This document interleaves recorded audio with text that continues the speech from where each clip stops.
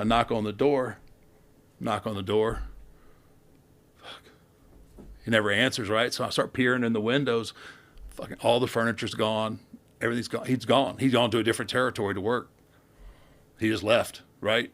Never learned any pro wrestling. He was just teaching you wrestling. He was just teaching me. Yeah, obviously we signed up for pro, to get to teach us how to pro wrestle. But he just came out there, and his whole goal, and this is the way it was back then, is they always try to take your money, and then they try to run you off.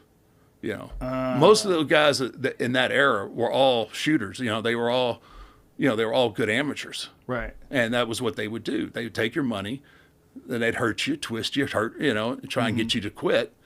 And they got your money, and they didn't have to worry about it. There's some wrestling trainers that were famous for like crazy physical training standards before they ever taught you anything. Like Carl Gotch. Oh yeah. I'm sure you know who Carl Gotch is.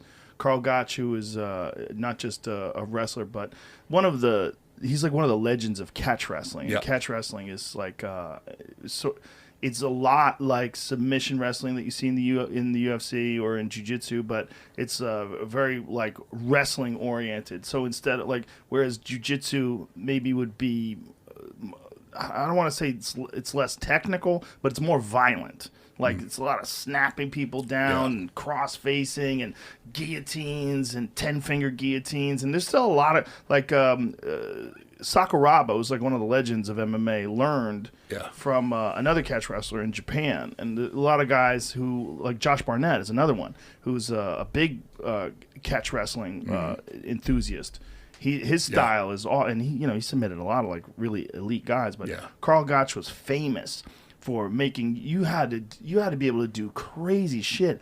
I think you had to do 1,000 body weight squats. You had to be able to do you had to do all these things before he would even teach you anything. You had to be fucking tip top Magoo before you would ever get into those ropes. Yeah, absolutely. And that was the whole goal, is to run you off. Weed out the weak. Weed out the weak. Yeah. And then if you went through all of that and you were still there, okay, well, this kid, let's see let's see if we can teach him how to do this. But there was that big weed out process, and that was I think Buzz's his whole deal was a scam from the start.